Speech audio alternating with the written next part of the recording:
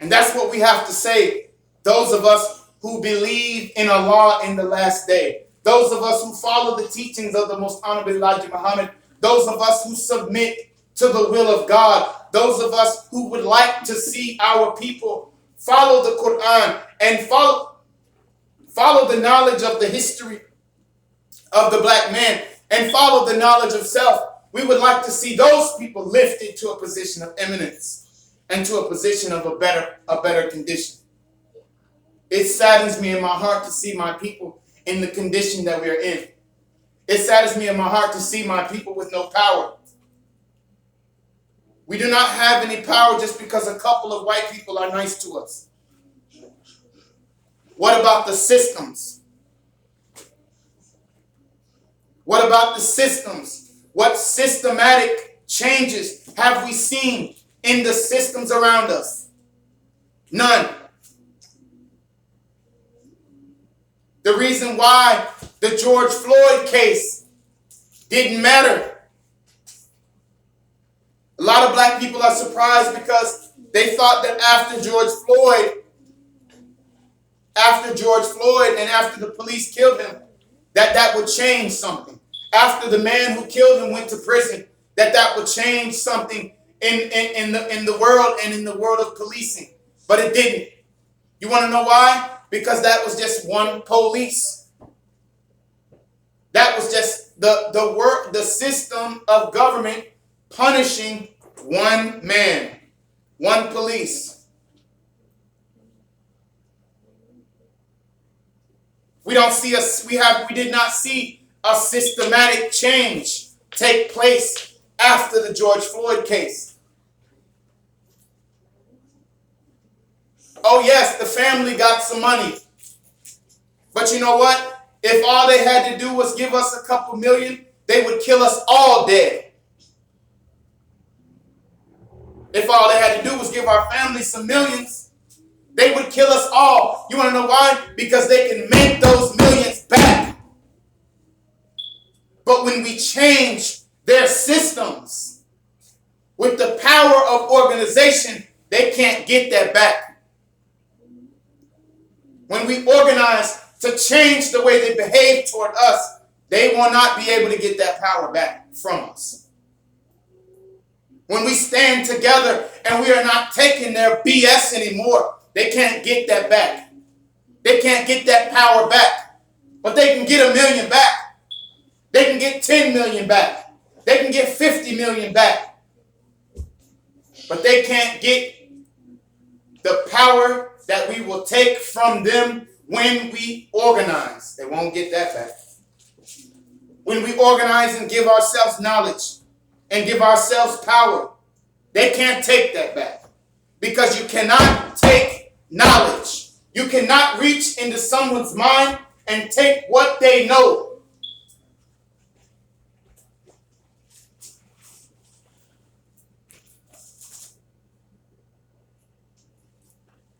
But we want to continue these great tasks. Those of you that are out there that are building companies and building businesses, I don't give a damn if it's a small little raggedy thing that don't make you $20 a week. Continue in that work. Coca-Cola was started by a dope fiend, John Pemberton, who gave it to his son, Charles Pemberton. Both of them dope fiends died within a week, 2 weeks of each other. The father died, then 2 weeks later the mother died. The son died. Or vice versa, I can't remember. But anyway, the family, I believe it was the auntie or the sister of somebody, sold Coca-Cola for $1,000 to an investor who already owned a piece of Coca-Cola. He bought the entirety, the name and the elixir, for $1,000 in the whole thing. Today, Coca-Cola is a $2.2 billion industry. just 100 years later. And I'm not sure the math on that, but something happened. That ain't just over time building. That ain't just the buildup of time. Something jumped. But that's the power in believing in something that is small and building it to something great. Everything starts from a clot. Everybody starts from an undeveloped state. But we must continue to build. We must continue to rise. Nehemiah said, let us rise up and build. And that's what I'm compelling black men, women, and children to do. Rise up and build. Don't give up on what you created with your hands. Don't give up on your children.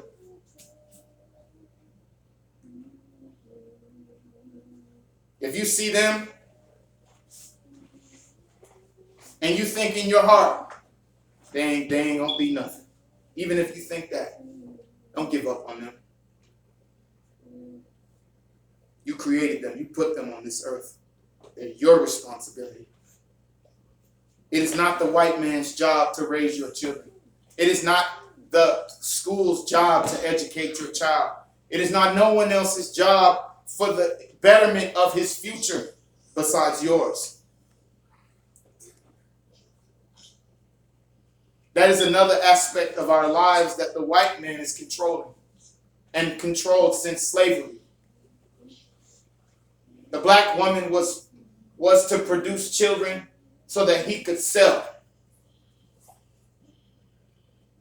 And many of these children were the slave master's own seed. But he would sell these children. The black woman's job was to create children so that the white man can take them and do what he wished with them. And that's the same thing that we see black people doing today. Popping babies out and giving them to the white man to destroy, to exploit, to kill, to abuse. Protect your babies. Guard them. Take full responsibility for them.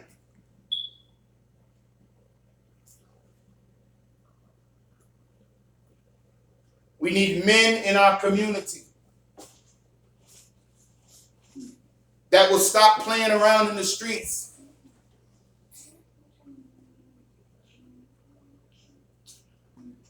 That will stop using their resources and their money and their time and their energy in such an ignorant and undeveloped way. Put your guns down.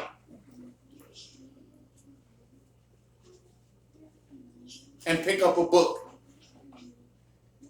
Put the alcohol down and pick up a book. Put the illicit drugs down and pick up a book.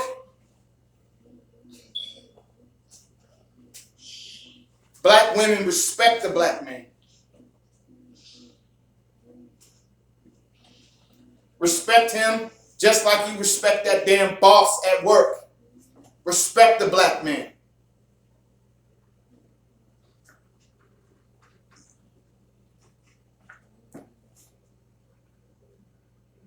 Black men, stop looking for every opportunity to hop in bed with the white woman. The science, the research tells us that white women that are in relationships with black men, these white women are just as racist as all the other white people. This is what the science is telling us. This is what the research is telling us. White women, white men who are in relationships with black people are no less racist than their brothers and sisters outside of the relationship. respect the unity of the black family. He said, let us rise up and build.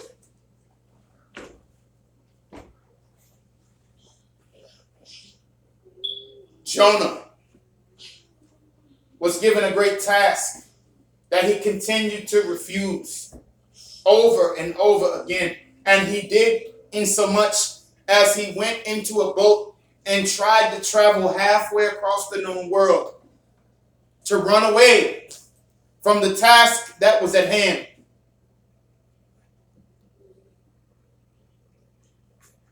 But the Bible says the word of the Lord came unto Jonah the second time.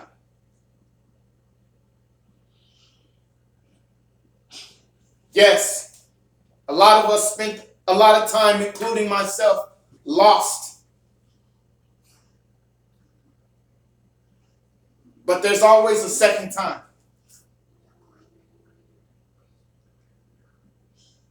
And when the word of the Lord has come unto you the second time, don't run. Don't refuse it. A lot of you know that this is your task. Your task is to build your nation, to make contributions to your people, to increase the knowledge of your children, to increase your estate, to leave an inheritance for your children's children. A lot of you know that this is your task, but you continue in ignorance. But when the Lord has come with his word the second time, don't refuse it. The Holy Bible says that when the word of the Lord came unto Jonah the second time, he went into Nineveh. And when he was in Nineveh, he went into the center of the city and he preached the preaching that God had bid him. You know, there's some words that need to be said. The words that God has bid. We have to speak what God has ordained for us to speak. We have to say to people what God bids us to say. Not curve the message, not cut the message because we want to be liked, because we want to be favored with this group or with that group. We have to be able to stand on the convictions that we have rooted in our faith without fear of losing friends or losing any type of favor with anyone. And the Bible says that when Jonah went into the world, went into Nineveh and preached the preaching that God had bid him, that the whole city was saved. That they believed in God. That says that they covered themselves in sackcloth and sat in ashes. And that is an interpretation of humbling themselves and submitting to God.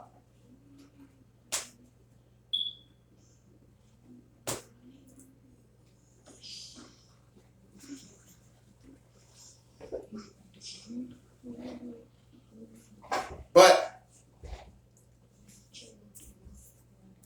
as we conclude, as we close this discussion, there are several things that you need to take away from this criterion, as the Quran teaches. And the criterion is the standards, the guidance. You see, the Quran is a guide to those who keep their duty.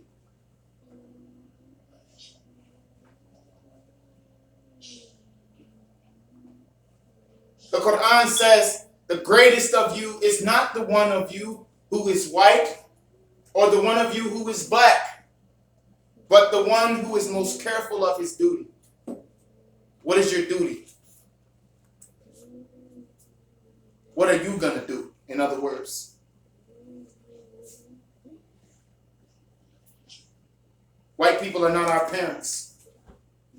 We don't have to get their approval from everything we do. You know what we want white people to do? We want them to stay the hell away from us so we can do something for ourselves.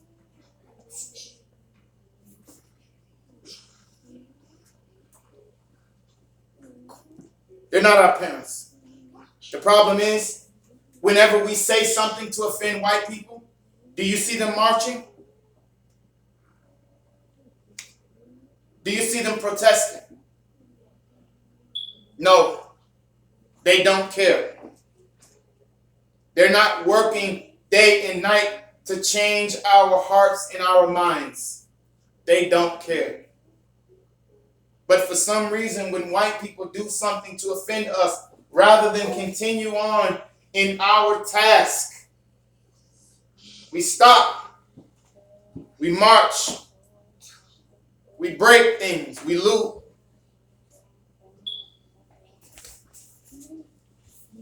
We bring more destruction and more setback to our community by doing these things, instead of staying the course. Be careful of your duty.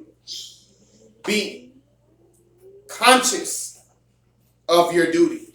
Be conscious of what it is, what your responsibility is. Your responsibility upon the knowledge that you have attained is to arise and build. It's as the Honorable Elijah Muhammad said, who I am a student of.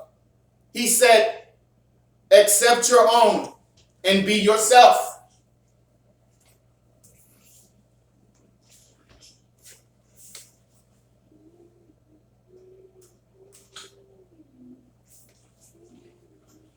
So, what is the conclusion of these things?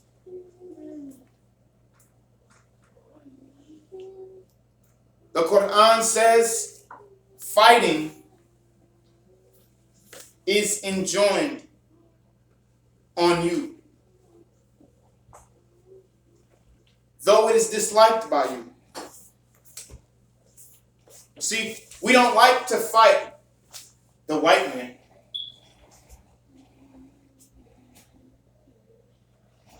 We don't like to fight the powers that be over us.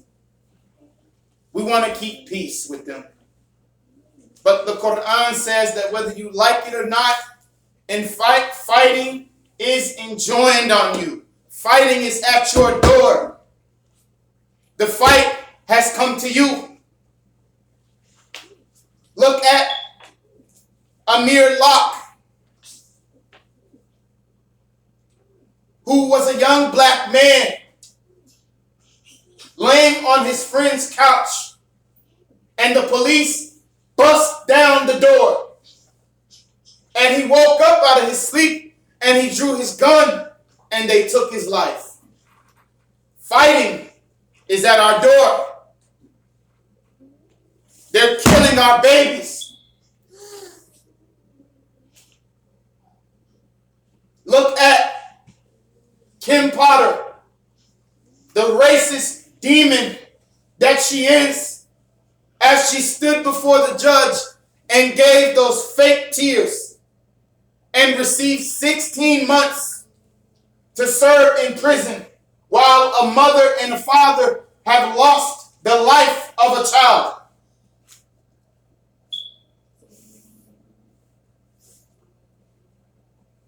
A child who was mistakenly killed. Yeah, right. A 26-year veteran of the police department doesn't know all of a sudden the difference between her gun and her taser.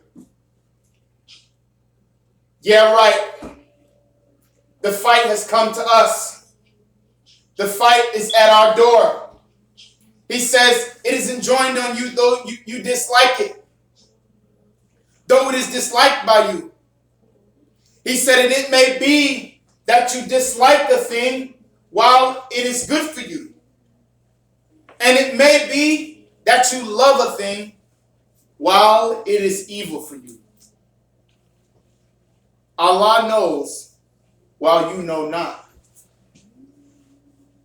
This is the conclusion of these things. We are in a battle and in a fight. And we cannot sit on our hands. We cannot pray to Jesus for everything to be okay. We cannot continue to believe that white people are going to all of a sudden love us out the blue. We must rise and build for ourselves. And we must preach the preaching that God bids us.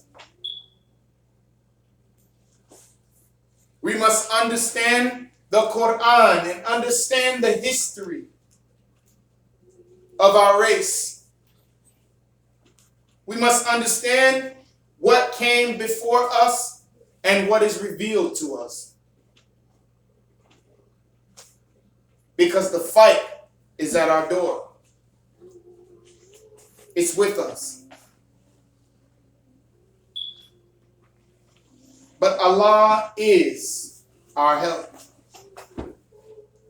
And Allah has put many, many talents, many, many resources, many, many things at our disposal.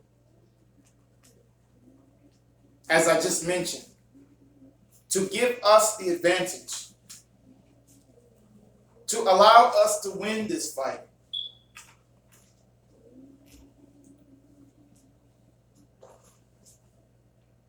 So, I leave you with the peace that passes all understanding, with the peace that passes knowledge.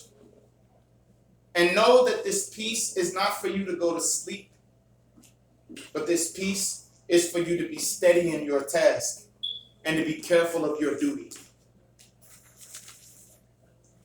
So, I leave you with the ancient words of peace. Assalamu alaikum. May God be with you as you go.